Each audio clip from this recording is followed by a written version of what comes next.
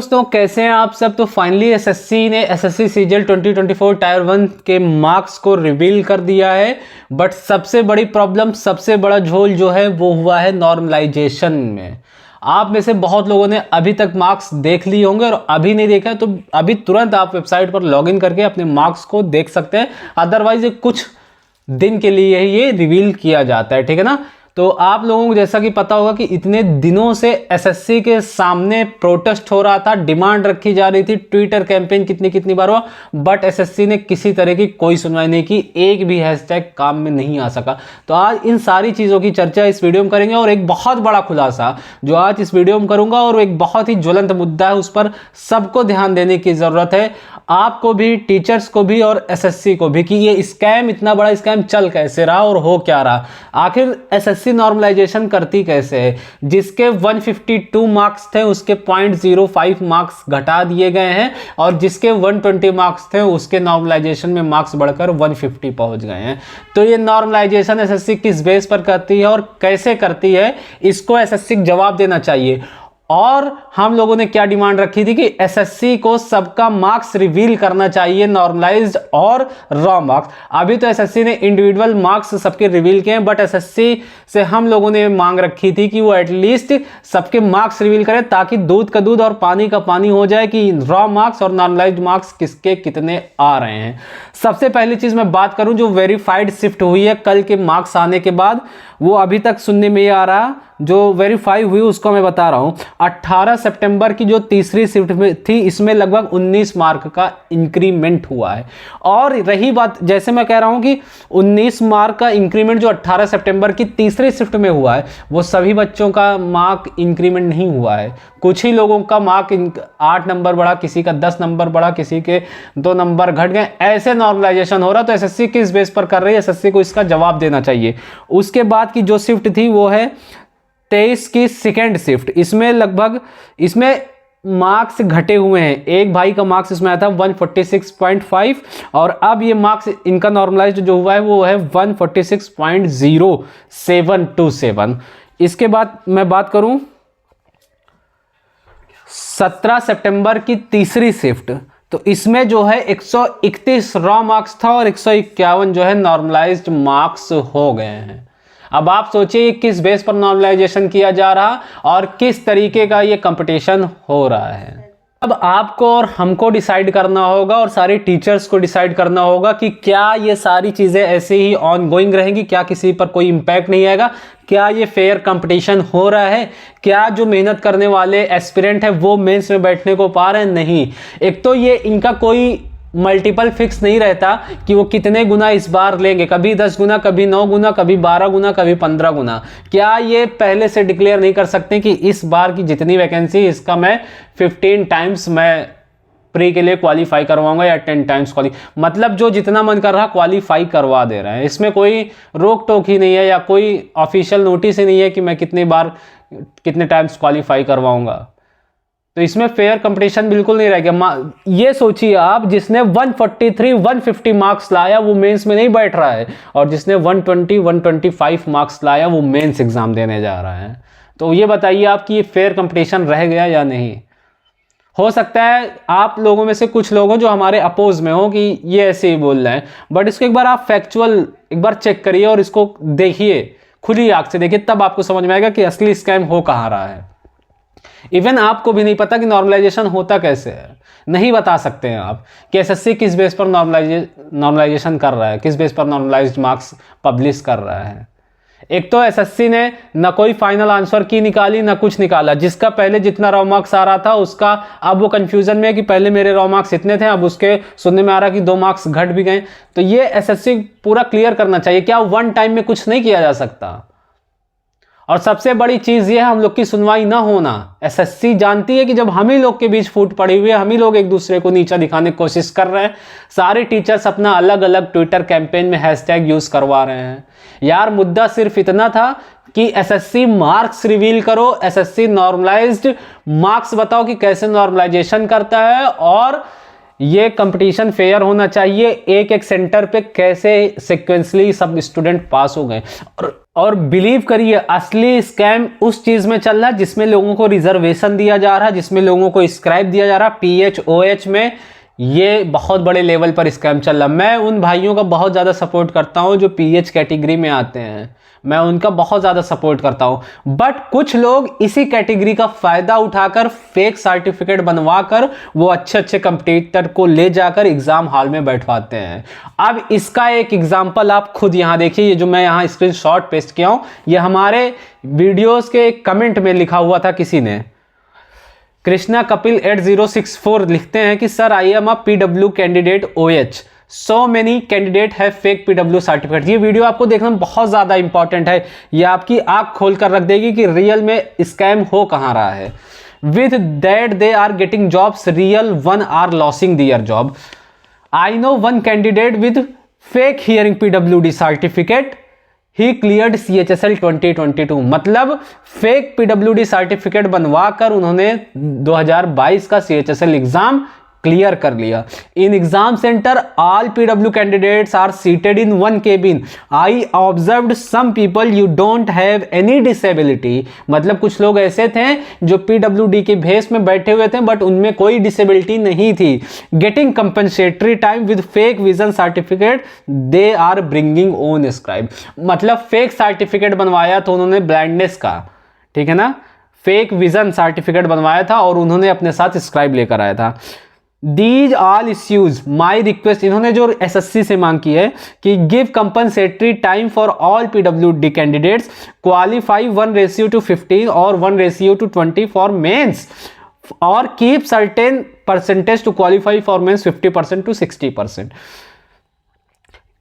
और ये सबसे अहम मुद्दा है, SSC should check thoroughly he is PWD candidate और not before allowing him to exam hall and instruct them to bring government issued PWD certificate along with them to exam centre. We can't do any hard work like others. बिल्कुल सही है, मेरी sympathy बिल्कुल इन भाइयों के साथ है। This is my kind request, please support us sir. मैं क्या करूं यार, मैं कंटिन्यू इस पर आवाज उठा रहा हूं, कंटिन्यू वीडियो के थ्रू आप लोगों को अवेयर कर रहा हूं कि रियलिटी में हो क्या रहा है। बट यहां पर स्टूडेंट तो यूनाइट हो जा रहे हैं बट टीचर नहीं यूनाइट हो पा रहे हैं। आज कोई टीचर आ रहा वो अपना कैंपेन चलवा रहा, कल कोई और टीचर आ रहा वो अपना कैंपेन चलवा रहा, ऐसे सारे बट गए हैं। और यहां तक कि कैंपेन तो अलग अलग चलवा रहे हैं, तो टीचर एक है डायरेक्टली मान लीजिए। कुछ टीचर ऐसे हैं कि इस चीज को भी सपोर्ट नहीं कर रहे हैं और यही वजह है जो ट्विटर कैंपेन फेल हो जा रहा, बार बार फेल हो रहा है और आने वाले दिनों में भी फेल होगा। कोई मतलब नहीं है जब तक हम लोग जमीनी स्तर पर उतर कर यहां पर प्रोटेस्ट नहीं करते हैं। अब हमें कुछ नहीं दिखता कि हम ऑनलाइन कितना भी कुछ कर लें। आज तो नीतू मैम के यहाँ इसकी मीटिंग भी, अब देखिए कल का क्या निकल कर आता है, क्या हम लोगों को बताया जाता है। बट मैं कहूंगा आप पढ़ रहे हैं, अपनी स्टडी पूरी फोकस से करिए, बट थोड़ा सा वक्त इन सब चीजों को भी दिए, थोड़ा सा कि आपके सामने चल क्या रहा है। ये तो पहला स्क्रीनशॉट था मैंने जो सुनाया था, अब ये दूसरा स्क्रीनशॉट आप देखिए। सर मेरे एरिया में, ये है नितिन कुमार भाई, इन्होंने कहा है कि सर मेरे एरिया में 4 लोग एसएससी CHSL 2018-19 में सिलेक्टेड हैं। रेट भी बता देता हूं 8 लाख। अगर उससे सिंपल मैथ का क्वेश्चन भी पूछ ले तो नहीं बना पाएगा। कंडीशन है इस देश का, बस रिलीजन के नाम पे गवर्नमेंट चल रही है। एजुकेशन की कोई वैल्यू ही नहीं है। मैं इस बार CGL 2024 में प्री क्वालिफाइड हूं। ये देखिए कितनी अच्छी बात इन्होंने कही है कि एजुकेशन की कोई वैल्यू ही नहीं है। मैं इस बार CGL 2024 प्री में क्वालिफाइड हूं, बट ये सब देखकर डर लगता है सर। ये बात तो सभी लोगों को पता चल गया होगा कि करंट गवर्नमेंट कोई मतलब नहीं देश में क्या चल रहा है, क्योंकि अब एग्जाम को ही पैसे का जरिया बना दिया है। नीट स्कैम, नीट UG और अब SSC। और झारखंड SSC का आप हाल देख ही रहे हैं, वहाँ डेली स्टूडेंट लाठी खा रहे हैं। और बिहार में ये लोग नॉर्मलाइजेशन इंप्लीमेंट करने के फिराक में थे, बट वहाँ पर एकदम जमीनी स्तर पर सारे टीचर उतर गए और एक मत लगाकर वहाँ पर उन्होंने विरोध किया उस चीज़ का, और टीचर्सों ने वहाँ लाठियाँ भी खाई, तब जाकर इस चीज़ को ड्रॉबैक लिया गया इस चीज़ से। तो हम लोग तो यार हम आप तो घर बैठ कर भी प्रोटेस्ट नहीं कर पा रहे हैं, आप घर बैठ कर ऑनलाइन भी हम यूनाइट नहीं हो पा रहे हैं। तो ये सोचिए कि हमारा आपका प्रोटेस्ट क्या सुना जाएगा? बिल्कुल नहीं सुना जाएगा। वहां जब जमीन पर उतर कर लाठियां बरसा दी जा रही तो ऑनलाइन इन लोगों के लिए कोई वैल्यू नहीं रखती, कोई मायने नहीं रखता। मैं फिर से सभी टीचर से कहता हूं प्लीज आप लोग साथ आइए। दूसरा अब स्क्रीनशॉट मैं जो दिखा रहा हूं यह है कि मैटर था हाई कट ऑफ का, 90,000 कैंडिडेट्स बढ़ने पर भी कट ऑफ ज्यादा ही है। पर अब नए नए इश्यू बना रहे लोग, like waiting list, reservation, repeater, question level, number of shift, age criteria and normalisation method etcetera. ये सब तो हर साल रहता है और अब तो सारा इशू सिर्फ स्क्राइब का और रिपीटर कैंडिडेट का बन के रह गया है, जैसे बाकी कैंडिडेट के साथ कुछ हुआ ही नहीं है। बिल्कुल सही। टीचर्स क्वेश्चन लेवल पर स्पेशली फोकस है उनकी दुकान चलाने के लिए, और इंग्लिश और जीएस वाले बोल रहे हैं हमारे सब्जेक्ट को सीरियस लो आप लोग और हमारे कंटेंट भी सेल हो, और पॉलिटिकल लोगों को गवर्नमेंट का अपोज करने का मसला मिल गया। अब ये सोचिए जो मेन इशू था उससे हम लोग भटक चुके हैं। मतलब एक इशू के पीछे इतने हैशटैग यूज कर लिया गया ना, वो हैशटैग ट्रेंडिंग में ही नहीं आ पाया। कभी 6वें नंबर पर दिख रहा था, कभी 7वें नंबर, हैशटैग 1 ट्रेंडिंग नहीं हो पाया। इसके बाद जब कल रॉ मार्क्स आया और कुछ लोगों का मेरे पास मैसेज आया, इन्होंने लिखा, डॉली कुमारी, इन्होंने लिखा कि रॉ 109 एंड नॉर्मलाइज्ड 106 घट गया मेरा 23 सितंबर की शिफ्ट 2। ठीक है ना। इसके बाद एक 1.5 नंबर बढ़ा है सर 10 सितंबर सेकेंड शिफ्ट में इनका। ठीक है ना। 23 सितंबर शिफ्ट 1 में 12 मार्क्स इंक्रीज हुए हैं, 136 से 148। अब देखिए, अब ये सबसे अहम स्क्रीनशॉट है जो मैं आपको यहां दिखाने जा रहा हूं, ये बहुत ज्यादा इंपॉर्टेंट है। केबीएस केयर ने लिखा है कि मैं मेरा 150 रॉ मार्क्स से 151, ये मैंने स्क्रीनशॉट कहीं और से उठाया है। ठीक है ना। इनका दर्द सुनिए, मैं मेरा 150 रॉ मार्क्स से 151.5 नॉर्मलाइज्ड होकर रह गया, लेकिन जिसने 133 रॉ लाया उनका 20 इंक्रीज होकर सिलेक्शन हो गया। क्या 150 लाकर भी मेंस में बैठना डिजर्व नहीं करता मैं?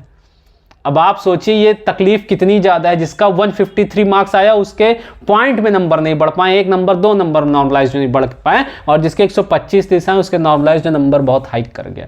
क्या जो 150 लाया वो इस चीज़ को डिजर्व नहीं करता? क्या वो मेंस में बैठे? यार आयोग चाहता क्या है, किस बेस पर क्या कर रहा है, इसको मार्क्स रिवील करना चाहिए, और नॉर्मलाइजेशन किस लेवल पर किया जा रहा है ये रिवील करना चाहिए। कोई ट्रांसपेरेंसी ही नहीं रह गई। ये फिर 2017 से पहले वाले सारे फॉर्मूला अप्लाई करना चाहते हैं।